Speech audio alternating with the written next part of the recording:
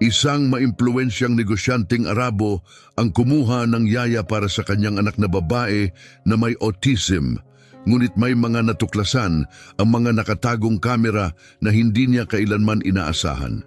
Isa siya sa pinakamayayamang tao sa Dubai, isang bilyonaryong self-made, kilala siya sa pamumuno ng mga korporasyon ng langis, pagdidisenyo ng mga nakamamanghang gusali at sa pagiging palaging kontrolado ng emosyon.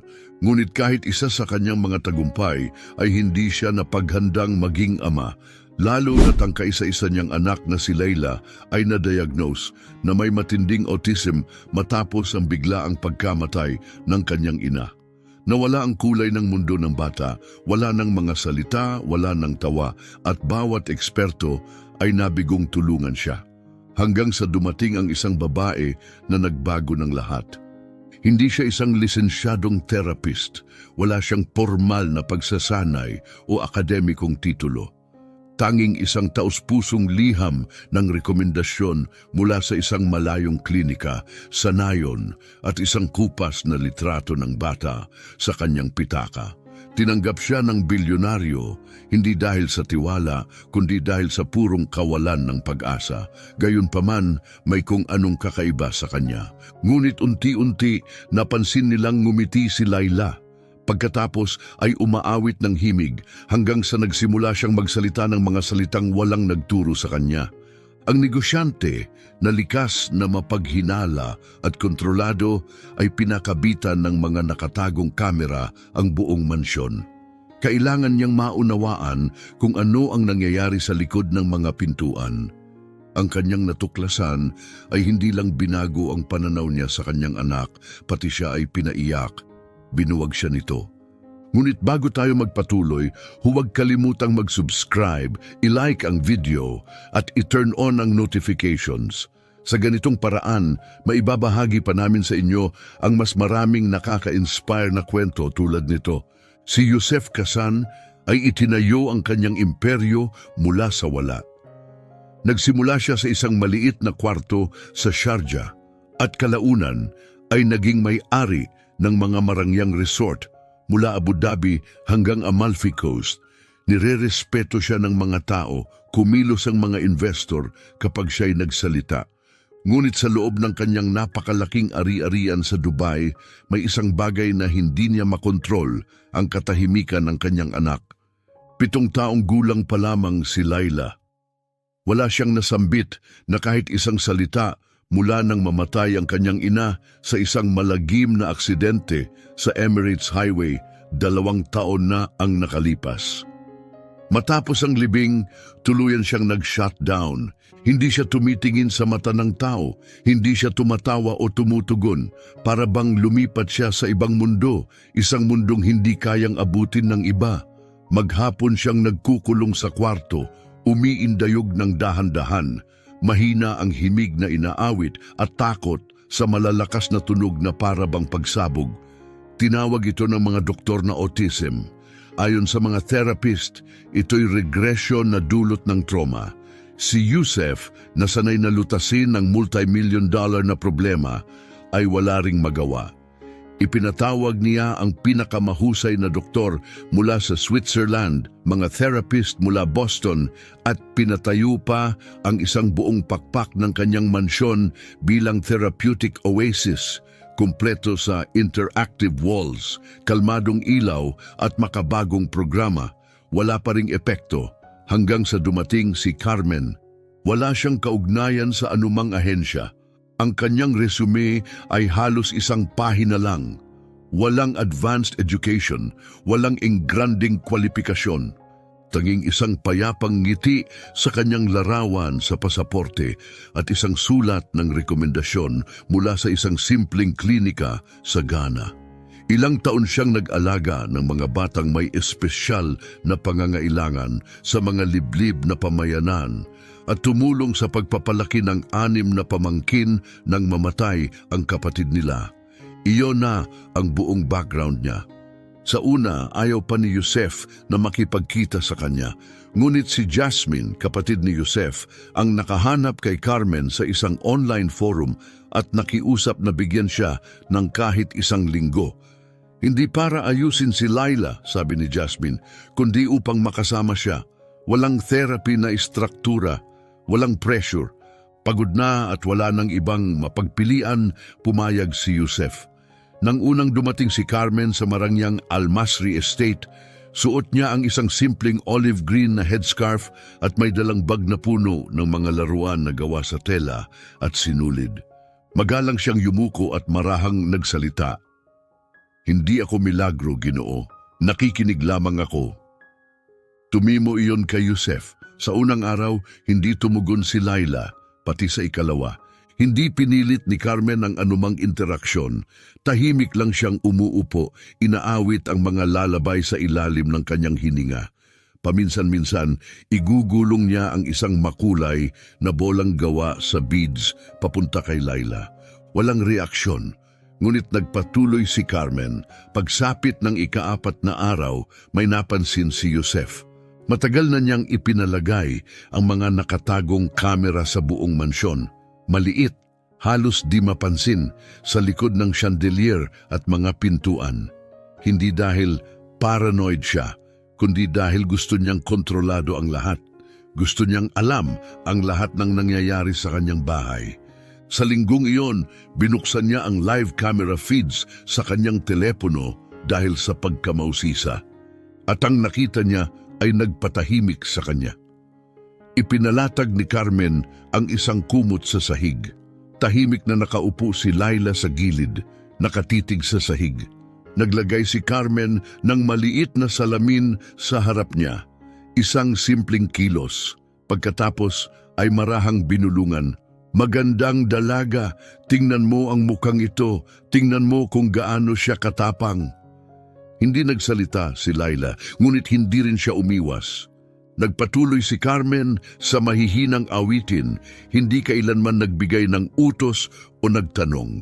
Maingat niyang ginaya ang bawat galaw ni Laila, umuugoy kapag umuugoy si Laila, humihimig kapag humihimig siya. Hindi niya hinihila si Laila palabas ng kanyang mundo. Pumapasok siya roon. Tahimik na nanood si Yusef. Gabi ring iyon, hindi siya nakatulog. Iniwan niyang bukas ang camera feed habang nakahiga sa kanyang malambot at mamahaling kama. May kung anong nakakaakit, pamilyar, sa kilos ni Carmen. Para bang naalala niya ang kanyang yumaong asawa. At kinabukasan nagbago ang lahat. Isang maimpluwensyang negosyanteng Arabo ang kumuha ng yaya para sa kanyang anak na babae na may autism. Ngunit may mga natuklasan ang mga nakatagong kamera na hindi niya kailanman inaasahan. Isa siya sa pinakamayayamang tao sa Dubai. Isang bilyonaryong self-made. Kilala siya sa pamumuno ng mga korporasyon ng langis, pagdidisenyo ng mga nakamamanghang gusali at sa pagiging palaging kontrolado ng emosyon. Ngunit kahit isa sa kanyang mga tagumpay ay hindi siya napaghandang maging ama. Lalo na't ang kaisa-isa niyang anak na si Laila ay na-diagnose na may matinding autism matapos ang biglaang pagkamatay ng kanyang ina. Nawala ang kulay ng mundo ng bata, wala ng mga salita, wala ng tawa, at bawat eksperto ay nabigong tulungan siya. Hanggang sa dumating ang isang babae na nagbago ng lahat. Hindi siya isang lisensyadong therapist, wala siyang formal na pagsasanay o akademikong titulo. Tanging isang taos pusong liham ng rekomendasyon mula sa isang malayong klinika sa Nayon at isang kupas na litrato ng bata sa kanyang pitaka. Tinanggap siya ng bilyonaryo hindi dahil sa tiwala kundi dahil sa purong kawalan ng pag-asa. Gayunpaman, may kung anong kakaiba sa kanya. Ngunit unti-unti, napansin nilang ngumiti si Laila. Pagkatapos ay umaawit ng himig, hanggang sa nagsimula siyang magsalita ng mga salitang walang nagturo sa kanya. Ang negosyante, na likas na mapaghinala at kontrolado, ay pinakabitan ng mga nakatagong kamera ang buong mansyon. Kailangan niyang maunawaan kung ano ang nangyayari sa likod ng mga pintuan. Ang kanyang natuklasan ay hindi lang binago ang pananaw niya sa kanyang anak, pati siya ay pinaiyak. Binuwag siya nito. Ngunit bago tayo magpatuloy, huwag kalimutang mag-subscribe, i-like ang video at i-turn on ang notifications. Sa ganitong paraan, maibabahagi pa namin sa inyo ang mas maraming nakaka-inspire na kwento tulad nito. Si Yusef Kazan ay itinayo ang kanyang imperyo mula sa wala. Nagsimula siya sa isang maliit na kwarto sa Sharjah at kalaunan ay naging may-ari ng mga marangyang resort mula Abu Dhabi hanggang Amalfi Coast. Nirerespeto siya ng mga tao, kumilos ang mga investor kapag siya'y nagsalita. Ngunit sa loob ng kanyang napakalaking ari-arian sa Dubai, may isang bagay na hindi niya makontrol, ang katahimikan ng kanyang anak. 7 taong gulang pa lamang si Laila. Wala siyang nasambit na kahit isang salita mula nang mamatay ang kanyang ina sa isang malagim na aksidente sa Emirates Highway. 2 taon na ang nakalipas. Matapos ang libing, tuluyan siyang nag-shutdown. Hindi siya tumitingin sa mata ng tao, hindi siya tumatawa o tumutugon. Para bang lumipat siya sa ibang mundo, isang mundong hindi kayang abutin ng iba. Maghapon siyang nagkukulong sa kwarto, umiindayog ng dahan-dahan, mahina ang himig na inaawit at takot sa malalakas na tunog na para bang pagsabog. Tinawag ito ng mga doktor na autism. Ayon sa mga therapist, ito'y regression na dulot ng trauma. Si Yusef, na sanay na lutasin ang multi-million-dollar na problema, ay wala ring magawa. Ipinatawag niya ang pinakamahusay na doktor mula sa Switzerland, mga therapist mula Boston, at pinatayo pa ang isang buong pakpak ng kanyang mansyon bilang therapeutic oasis, kumpleto sa interactive walls, kalmadong ilaw at makabagong programa. Wala pa ring epekto hanggang sa dumating si Carmen. Wala siyang kaugnayan sa anumang ahensya. Ang kanyang resume ay halos isang pahina lang. Walang advanced education, walang engranding kwalifikasyon.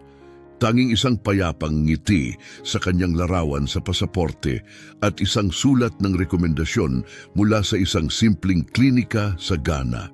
Ilang taon siyang nag-alaga ng mga batang may espesyal na pangangailangan sa mga liblib na pamayanan at tumulong sa pagpapalaki ng 6 na pamangkin nang mamatay ang kapatid nila. Iyon na ang buong background niya. Sa una, ayaw pa ni Yusef na makipagkita sa kanya. Ngunit si Jasmine, kapatid ni Yusef, ang nakahanap kay Carmen sa isang online forum at nakiusap na bigyan siya ng kahit 1 linggo.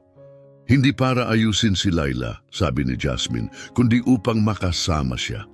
Walang therapy na istruktura, walang pressure. Pagod na at wala ng ibang mapagpilian, pumayag si Yusef.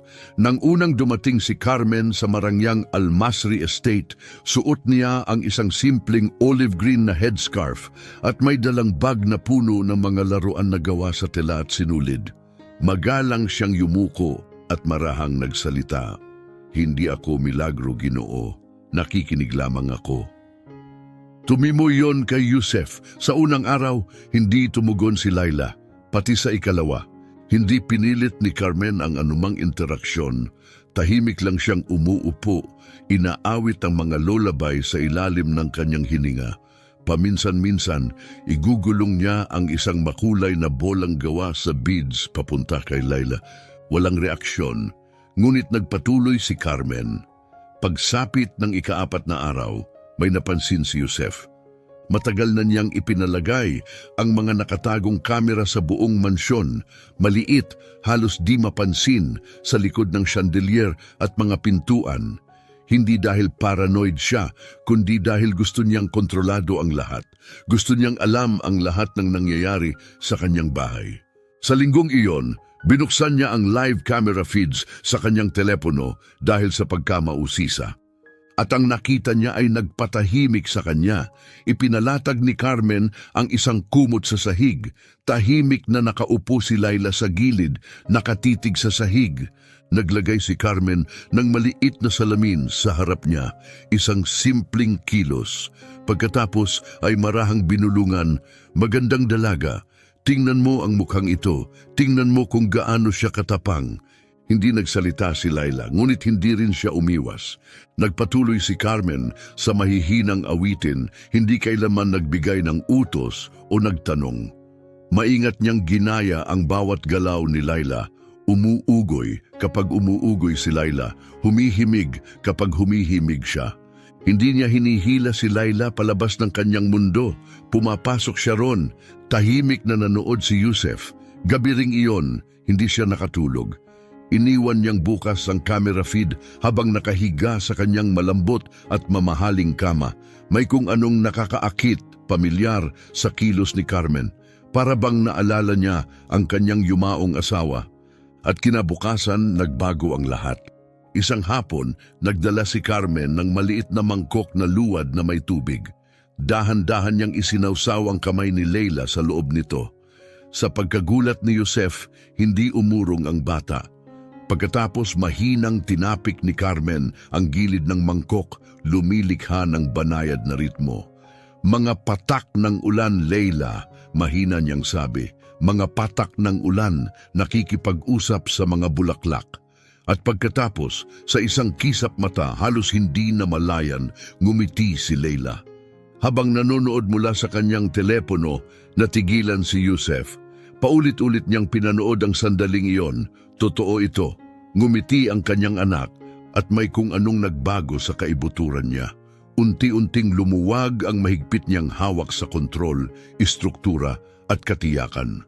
Dumaan ang mga sumunod na araw ng tahimik sa loob ng tahanan ng mga kasan. Ngunit sa unang pagkakataon, iba ang katahimikan. Hindi ito malamig o mabigat. Para itong buhay, puno ng posibilidad. Tumigil si Yusef sa pag-check ng stock market bawat oras. Mas kaunti ang oras niya sa mga pandaigdigang tawag, mas marami sa panunood ng live feed mula sa silid ng kanyang anak. Tinitigan niya ito tulad ng isang taong nakatingala sa langit, naghihintay ng himala. Si Carmen ay naging tahimik, ngunit matatag na presensya sa kanilang buhay. Gumagalaw siya sa bahay nang walang ingay, walang mabibigat na yapak, walang matapang na pabango, walang labis na salita. Ngunit saan man siya magpunta, nag-iiba ang enerhiya ng silid. Mas kalmado, mas malambot, hindi siya humingi ng update kay Yusef o nagbigay ng payo. Hindi siya nang himasok, lahat ng atensyon niya ay para kay Leila. Siya ay matiyaga, matatag, at hindi siya natinag. Sa pagtugon ni Leila, unti-unting nagbukas ang kanyang mundo, hindi sa malalaking pagbabago, kundi sa maliliit at banayad na hakbang. Isang araw, ipinaikot ni Carmen ang maliit na tambol sa sahig. Tinapik ito ni Leila ng isang beses lamang, ngunit yun ay may kahulugan. Isang beses pa, tahimik na itinuro ni Carmen ang isang lilang bulaklak sa hardin. Isang salita lang ang kanyang sinabi, Lila. Hindi sumagot si Leila noon, ngunit kinabukasan may nakataling lilang laso sa kanyang buhok. Hindi ito isang mahiwagang lunas, isa itong presensya, matatag at may malasakit. At sa unang pagkakataon, naunawaan ni Yusef kung gaano ito kamakapangyarihan. Ngunit hindi lahat ay kumbinsido. Gabi bago ang taunang gala ni Yusef, isang marangyang pagtitipon na dinadaluhan ng mga kilalang bisita, mayayamang negosyante at mga politiko. Dumating ng maaga ang kanyang kapatid na si Jasmine upang tumulong sa paghahanda. Habang naglalakad siya sa pasilyo, binabasa ang kanyang mga tala, huminto siya malapit sa hagdanan. Nakita niyang dahan-dahang inaakay ni Carmen si Leila papunta sa balkonahe. Ganyan mo siya agad pinagkakatiwalaan? Tanong ni Jasmine, nakatitig sa unahan. Hindi siya banta, kalmadong sagot ni Yusef. Paano mo masasabing sigurado ka? Sagot ni Jasmine. May mga bulong-bulungan. Lumingon si Yusef sa kanya. Anong mga bulong-bulungan? Sinasabi nilang dati siyang nagtrabaho para sa isang pamilya sa Ghana na wala ang anak nila, walang ebidensya, walang kaso, pero hindi na natagpuan ang bata. Yaya nila si Carmen. Nanigas ang katawan ni Yusef. Tumingin siya sa kanyang telepono, pinanood ang live feed, magkasamang nakaupo sina Carmen at Leila, mahina ang pag-awit. Kinamumuhian niya ang chismis. Ayaw niya sa kung paano ito nagiging lason, ngunit hindi ito basta-bastang empleyado. Anak niya ang sangkot. Gayunman wala siyang sinabi, tumango lang at nagpatuloy. Gabi ring iyon, habang puno ng musika, tawanan at kumikislap na ilaw ang mansyon, nanatili si Carmen sa itaas kasama si Leila. Paulit-ulit na tumitingin si Yusef sa kisame, iniisip kung anong nangyayari sa itaas. Sa huli, iniwan niya ng maaga ang kasayahan. Tahimik siyang nagtungo sa kanyang pribadong silid-aklatan kung saan malambot ang liwanag ng mga monitor. Sa screen, magkasamang nakaupo sina Carmen at Leila sa harap ng whiteboard gumuguhit. Gumuguhit sila ng mga mukha, mga hugis.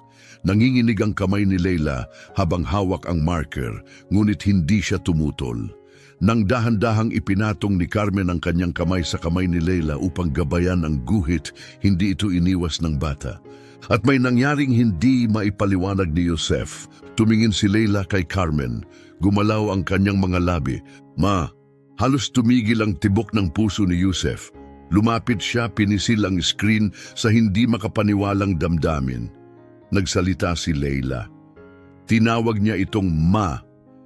Hindi nagpakita ng gulat si Carmen, ngumiti lang siya at mahina niyang sinabi, "Nandito ako, munting bulaklak." Napuno ng luha ang mga mata ni Yusef, halos 2 taon na mula nang marinig niya ang anak na magsalita. Nanatili siyang nakatayo, nanginginig. Gusto niyang tumakbo sa silid at yakapin ang kanyang anak. Ngunit nanatili siyang tahimik. Nauunawaan na niya ang sandaling iyon ay hindi niya dapat sirain. Dapat itong mangyari sa sarili nitong paraan. Ngunit kinabukasan, may isang bagay na hindi niya inaasahan. Habang naghahanda para sa kanyang unang pagpupulong, pumasok ang isang guwardiya. May alinlangan ng ekspresyon nito. "Ginoo, aniya, nirerepaso po namin ang footage mula nakaraang linggo tulad ng utos ninyo." "At?" tanong ni Yusef. "May isang bagay po kayong kailangang makita." Binuksan niya ang isang video clip. May petsang 5 araw na ang nakalipas. 3 oras ng umaga ang nakalagay sa oras. Lokasyon, pasilyo sa labas ng silid ni Leila. Sa mababang resolusyong footage, makikitang nakayapak si Carmen, may hawak na piraso ng tela. Tumungo siya sa hardin. Ilang minuto ang lumipas, bumalik siya at biglang huminto. Tumingin siya direkta sa kamera. Hindi ito aksidente, isang tuwid, walang emosyong tingin. Pagkatapos ay itinaas niya ang tela at sa isang kisap mata tila ito'y may pulang mansya. Nabitin ang hininga ni Yusef. "Yun ba'y dugo?" tanong niya. "Hindi pa po kami sigurado, Ginoo," sagot ng gwardiya. "Maaaring pintura o iba pa pong bagay. Ipinakita namin ito sa inyo dahil dapat niyong malaman." Yun ang sinabi ng gwardiya habang ipinapakita kay Yusef ang footage. Pinaalis niya ito sa pamamagitan ng kumpas ng kamay, ngunit hindi siya bumalik sa kanyang upuan. Mabilis ang tibok ng kanyang puso. Ang kanyang isipan ay parang isang bagyong hindi mapigil. Bakit nasa labas si Carmen ng 3:00 ng madaling araw? Bakit siya tumingin diretso sa kamera? Ano ang telang may pulang mansya? Pumasok ang pagdududa sa tahanan ni Yusef at hindi ito madaling paalisin. Halos hindi siya nakatulog ng gabing iyon. Paulit-ulit ang kanyang pag-iisip. Isang sandali, naaalala niya ang init ng tinig ni Carmen, ang pagsambit ni Leila ng ma matapos ang mga taong katahimikan. Ngunit sa susunod, ang iniisip niya ay ang isang babaeng nakayapak na naglalakad sa kanyang pribadong hardin sa gitna ng gabi. May hawak na pulang bagay at tuwid na nakatitig sa isang nakatagong kamera. Wala sa mga ito ang may malinaw na sagot. Nakaupo si Yusef mag-isa sa kanyang silid-aklatan. Ang malambot na liwanag mula sa mga screen ay nagpapalinaw sa kanyang mukha. Isang monitor ang nagpapakita ng silid ni Leila, ngayon ay bakante at malabo ang liwanag mula sa nightlight na bughaw. Ang iba pang screen ay naglalarawan ng mga clip na tinandaan ng mga guwardiya. Mga sandaling mag-isa si Carmen sa mga pasilyo. Mga oras na lumalabas siya sa hardin pagkalagpas ng hating gabi. Mga pagkakataong humihinto siya at tumitingin direkta sa lente. May sinasabi ba siya? O nawawala na sa katinuan si Yusef? Pagsapit ng 7:00 ng umaga, nagdesisyon siya. Tawagin siya, utos niya sa punong kawani. Gusto ko siyang kausapin, nang tayo lang.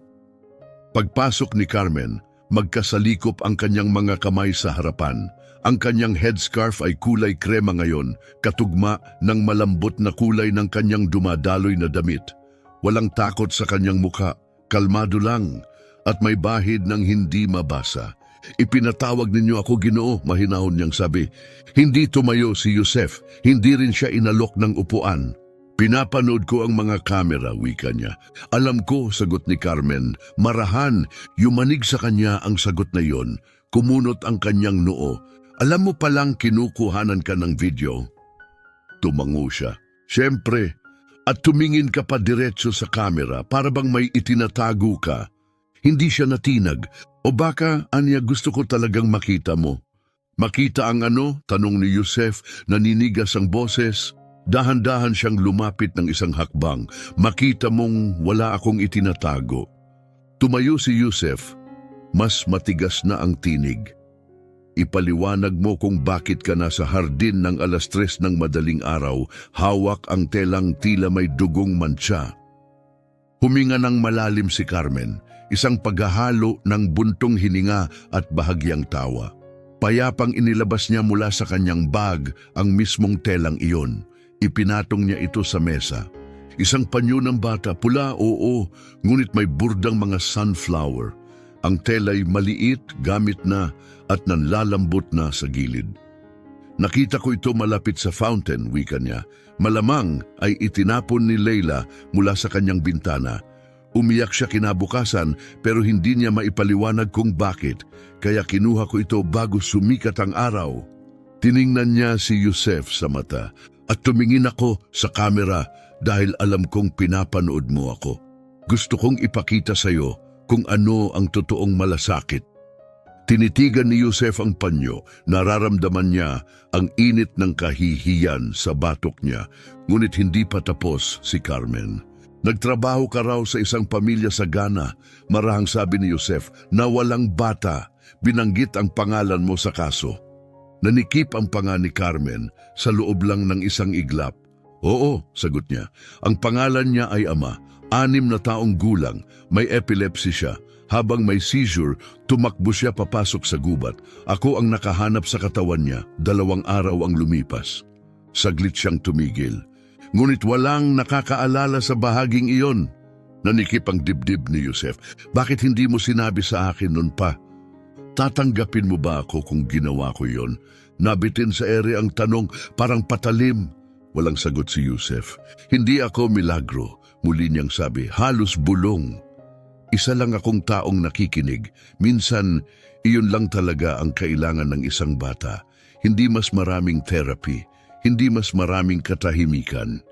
Sa unang pagkakataon sa loob ng maraming taon, nawalan ng depensa si Yusef. Ang mga pader na itinayo niya ay gumuho. Dahan-dahan siyang naupo. Hindi ko na alam kung ano ang paniniwalaan ko. Ani niya, garalgal ang boses. Tumango si Carmen, paniwalaan mo ang anak mo, siya ang nagbabago.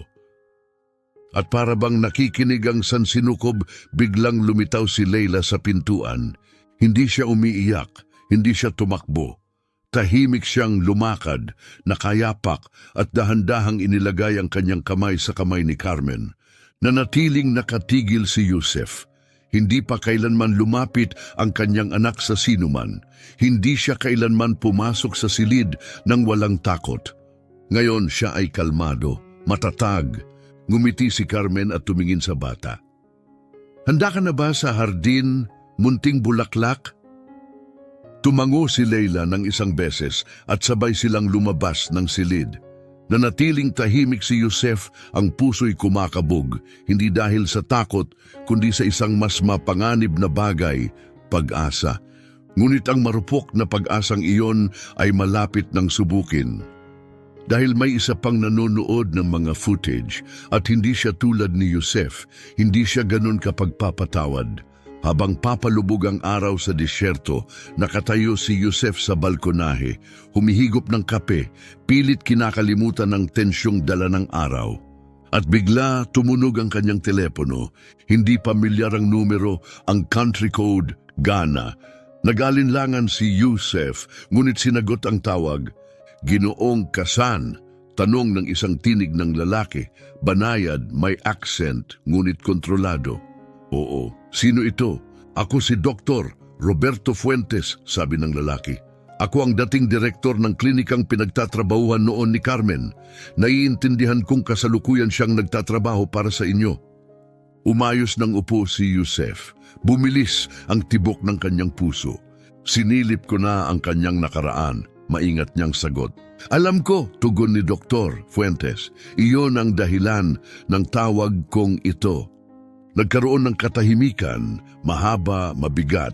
May isang bagay kang kailangang maunawaan tungkol kay Carmen, patuloy niya. Hindi siya ang inaakala mong siya. Humigpit ang hawak ni Yusef sa telepono. Kung ganon, ipaliwanag mo. Hindi siya mapanganib, ani Dr. Fuentes. Ngunit may bit-bit siyang isang bagay na bihirang kayang dalhin ng iba, matinding dalamhati, napakaluma, napakalalim. Nawala sa kanya ang sariling anak, isang anak na babae. Parang batong bumagsak sa dibdib ni Yusef ang mga salita. Nung namatay si Ama, isa sa aming pasyente, habang siya ang nag-aalaga, nadurog siya, dagdag pa ni Dr. Fuentes. Hindi dahil kasalanan niya, kundi dahil nakita niya ang sariling anak sa batang iyon. Tumalikod si Yusef mula sa tanawing disyerto, ngayon nakatitig na lamang sa kawalan. Bakit wala ni anuman tungkol dito sa kanyang record? Dahil hindi niya kailanman binanggit ang tungkol sa kanyang anak, kahit sa amin. Matapos mamatay si Ama, naglaho si Carmen ng ilang buwan. Pagbalik niya, ibang-iba na siya, tahimik. Ngunit sa mga bata, lalo na sa may autism, tila may kakaiba siya. Para bang naririnig niya sila kahit wala silang sinasabi. Napahinto si Yusef sa paghinga. Kung ganun, bakit mo ito sinasabi ngayon? Dahil may tumawag sa akin kanina, sagot ng doktor. Isang tao mula sa bahay ninyo. Nagtatanong, naghuhukay. Kaya naisip kong ipaalam sa iyo ang katotohanan bago pa ito baluktutin ng iba. Dahan-dahang ibinaba ni Yusef ang telepono. Umiikot ang kanyang isipan. May naghahangad kay Carmen ng masama mula sa loob ng kanyang sariling tahanan. Kinagabihan, ipinatawag niya si Omar, ang kanyang pinuno sa seguridad. Dati siyang militar, palaging kalmado at matapat. Ngunit matagal nang alam ni Yusef, kahit ang matapat ay maaaring kumilos sa sariling desisyon. Ikaw ba ang tumawag sa Ghana? Tanong niya ng diretso. Napakurap si Omar. Hindi po, Ginoo, puro pampublikong dokumento lang ang sinilip ko. Tumango si Yusef, pinagmamasdan ang kilos ni Omar. Hindi siya nagsisinungaling, ngunit may mali pa rin. Kung hindi si Omar, sino? Gabi na, nang tumahimik na ang buong estate, nagkulong si Yusef sa kanyang lihim na silid control sa likod ng aklatan. Sa harap niya ay mga oras ng security footage, tahimik na pasilyo, walang kakaiba. Hanggang sa nakita niya ito, si Jasmine, ang kanyang kapatid. 2 gabi ang nakaraan, pumasok siya mag-isa sa kanyang opisina. Binuksan ang security system, hinukay ang mga arkibong. Parang nanlamig ang sikmura ni Yusef. Bakit? Kinabukasan, nadatnan niya si Jasmine sa bulwagan, inaayos ang mga bulaklak, waring bahagi pa rin ng bahay. Ngumiti ito. Magandang umaga, kapatid. Binuksan mo ang mga recording, mariin niyang sabi. Bahagyang kumibot ang mukha ni Jasmine. Nag-aalala lang ako, sagot nito. May estrangherang pinatira ka sa bahay, malapit kay Leila. Karapatan kong tiyakin ang kaligtasan niya. Ikaw ang tumawag sa Ghana. Kailangan ko, singhal niya. Sobrang perpekto niya, Alam kong may mali at tama ako, may tinatago siya. Ang ganitong klaseng sakit, mapanganib yan. Hindi, giit ni Yusef, tumataas ang boses. Hindi mo ito ginawa para kay Leila. Ginawa mo ito dahil hindi mo matanggap na wala ka sa kontrol. Tumalim ang titig ni Jasmine. Ako pa ngayon ang panganib, ang babaeng iyon ang tinatawag ng anak mo na ma, pinapalitan niya ang asawa mo. Parang sampal ang dating ng mga salitang iyon kay Yusef. Tinutulungan niyang maghilom si Leila, sabi niyang pigil ang galit. At paano kung umalis siya? Tanong ni Jasmine. Paano kung makalimutan ni Leila ang tunay niyang ina? Tumalikod si Yusef, ngunit sa loob niya may binhing itinanim ang pagdududa. Gabi ring iyon, habang pinapanood niyang pinapatong ni Leila ang ulo sa kandungan ni Carmen habang ito'y umaawit ng marahan, ang dating kapayapaan ay nagsimulang manginig. Ang katahimikang dala ni Carmen ngayon ay tila delikado. Paano kung tama si Jasmine? Paano kung isa lang itong ilusyon? 2 umaga ang lumipas, bago sumikat ang araw, nagising si Yusef sa tunog ng mga nagmamadaling yapak sa loob ng mga pasilyong marmol. Umupo siya agad, mabilis ang tibok ng puso at isang pakiramdam ng matinding kaba ang bumalot sa kanya. Isang katok. Pagkatapos ay pumasok si Omar nang hindi hinihintay ang pahintulot. "Ginoo," hingal niyang sabi, "may nangyari." Tumayo agad si Yusef. "Ano yon?" Si Carmen, nasa silid aklatan. Doon siya nakita ng mga tauhan, may hawak siya. Parang nanlamig ang dugo ni Yusef. Sinundan niya si Omar sa madilim pang mga pasilyo. Tahimik ang buong mansyon, maliban sa mainit na liwanag na lumalabas mula sa silid aklatan. At nandoon si Carmen, nakayapak, nakatayo sa gitna ng silid, hawak ang isang pilak na kahon na hindi na niya nakita sa loob ng maraming taon. Ang kahon ng alaala iyon, pag-aari ng kanyang yumaong asawa. Matagal nang nakatago, isinilid sa likod ng lihim na panel sa istante ng aklatan. Wala ni isa ang dapat nakakaalam na nandoon iyon. "Paano mo nahanap yan?" tanong ni Yusef. Mababa at tensyonado ang boses. Tahimik na tumingin si Carmen. "Hindi ko ito ninakaw," marahan niyang sagot. "Si Leila ang nagdala sa akin dito." "Ano?" Kumunot ang noo ni Yusef. "Kagabi, hinawakan niya ang pader sa tabi ng estante," paliwanag ni Carmen. Bulong niya, "Mama, nasa loob." Kaya sinundan ko siya. Alam niya. Bahagyang nanginginig ang mga kamay ni Yusef habang kinukuha ang kahon mula sa kanya. Dahan-dahan niya itong binuksan. Sa loob ay may mga litrato, sulat kamay na tala at isang maliit na voice recorder, ang ginagamit ng kanyang asawa noon sa tabi ng kuna ni Leila.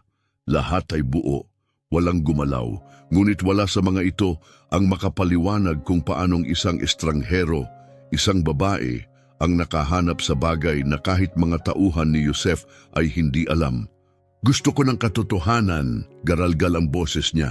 "Wala nang mga ngiting tahimik, wala nang palaisipan. Sino ka talaga, Carmen?" Hindi siya kumurap. "Lagi akong naging tapat sa iyo," sagot niya. "Hindi ako gumagawa ng himala, ngunit marunong akong makinig. Nakikita ko ang mga hindi nakikita ng iba. Ipinakita sa akin ni Leila kung saan pupunta. Sinundan ko lang siya. Ngunit hindi na kayang tanggapin iyon ni Yusef. Hindi na niya kayang magsugal pa. Hindi habang unti-unting gumuuguho ang lahat. Ipinatawag niya si Jasmine.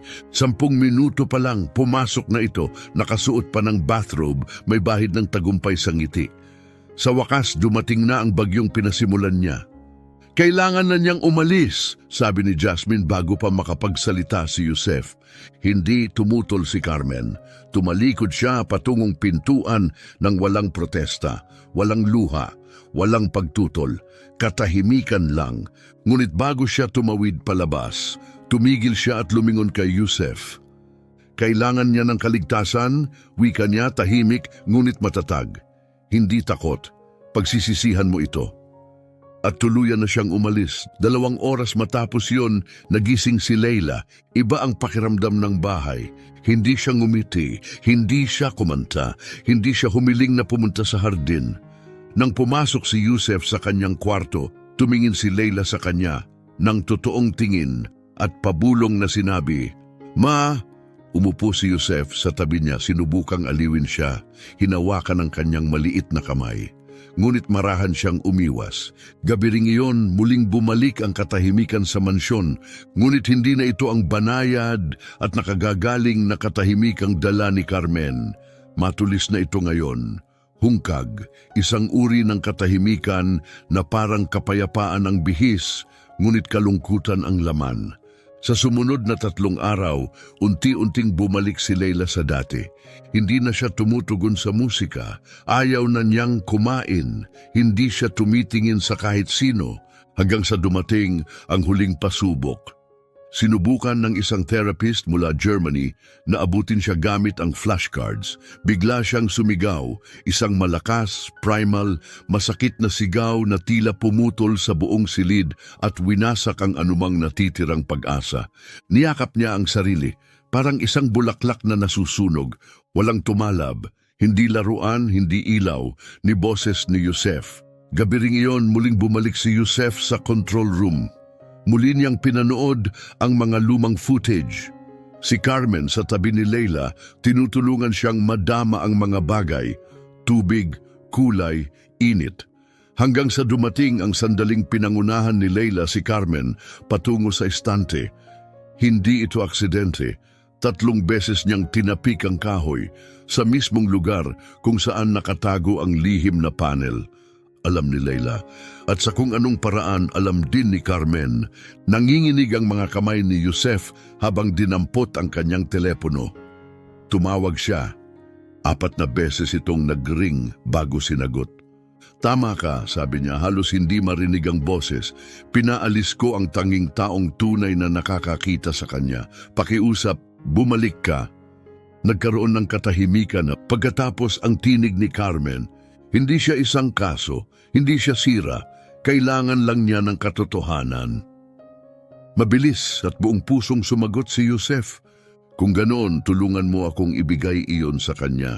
Isa pang sandali ng katahimikan. Pagkatapos banayad na sabi ni Carmen, "Nasa gate na ako." Hindi pa sumisikat ang araw nang marinig ni Yusef ang malambot na tunog ng pagbukas ng front gate. Nakatayo siya sa marmol na foyer, nakayapak, suot lamang ang linen shirt at pantalon, gusot ang buhok, mapungay ang mata.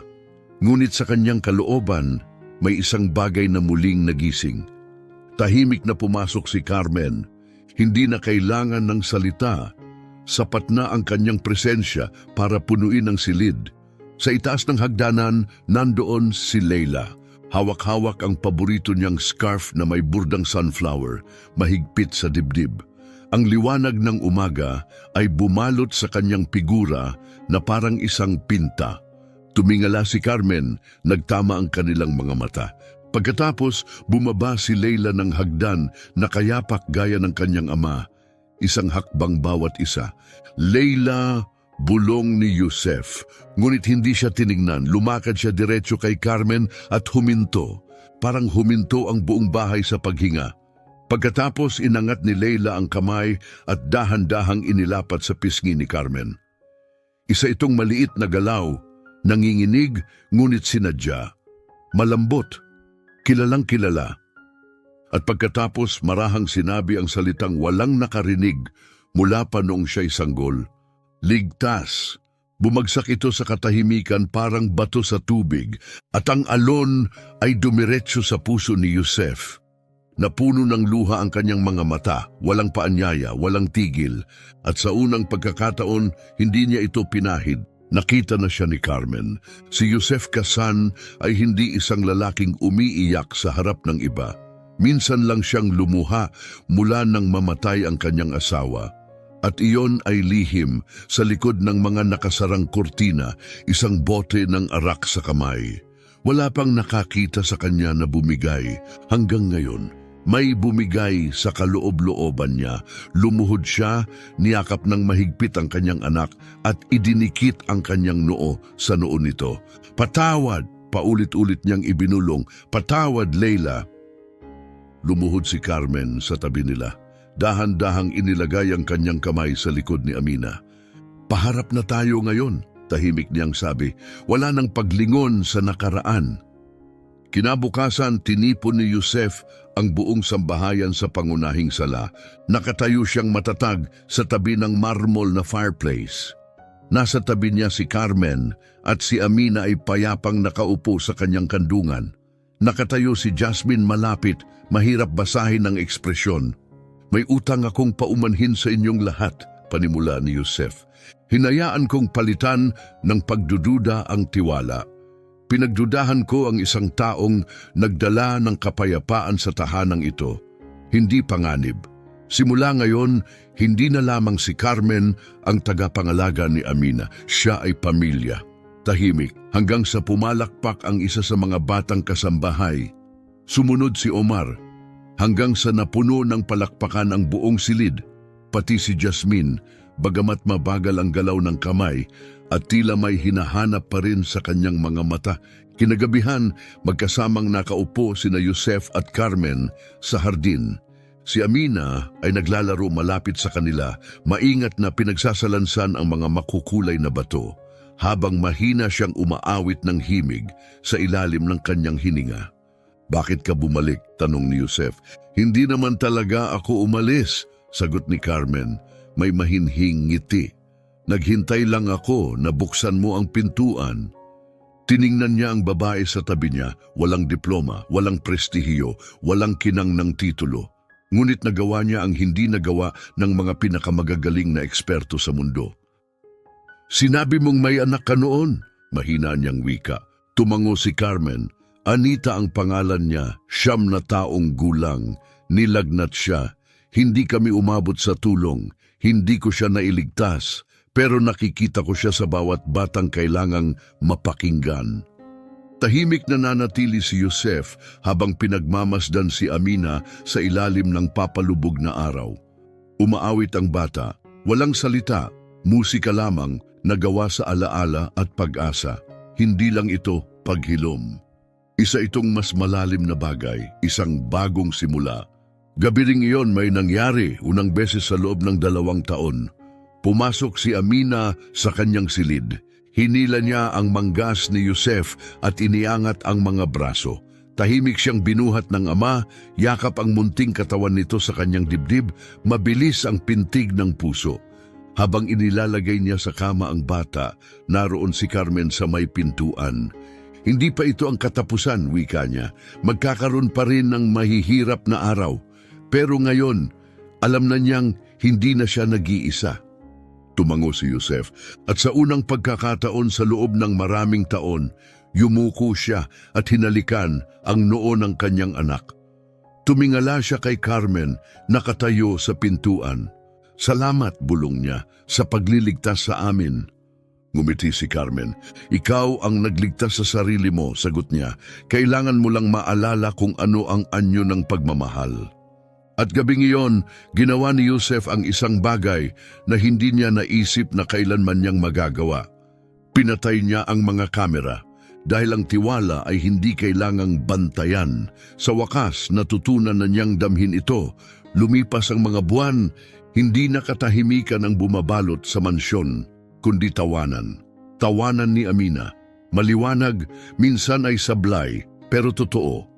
Nagsasalita siya sa maiikling parirala, minsan gamit lamang ang kanyang mga mata. Ngunit hindi na kailangan ni Yusef ng mahahabang usapan. Ang kailangan lang niya ay presensya. Nanatili si Carmen, hindi bilang staff, hindi bilang yaya, bilang pamilya. Isang gabi napadpad si Yusef sa lumang video camera na nakatago sa likod ng estante. Hinawakan niya ito ng matagal. Pagkatapos, tahimik niya itong ibinaba. Paglingon niya, sakto niyang nakita si Amina, nakayapak, tumatakbo sa hardin, hinahabol ang mga paru-paro. Umikot siya, ngumiti at sumigaw, "Baba!" At ang sandaling iyon, kahit hindi nakuhanan ng video, ay nakaukit sa kanyang puso magpakailanman. Kung hinipo ng kwentong ito ang iyong puso, huwag kalimutang mag-subscribe sa aming channel, i-like ang video, at ibahagi ito sa isang taong naniniwala sa pangalawang pagkakataon. at sa tahimik na kapangyarihan ng pagmamahal. Isang maimpluwensyang negosyanteng Arabo ang kumuha ng yaya para sa kanyang anak na babae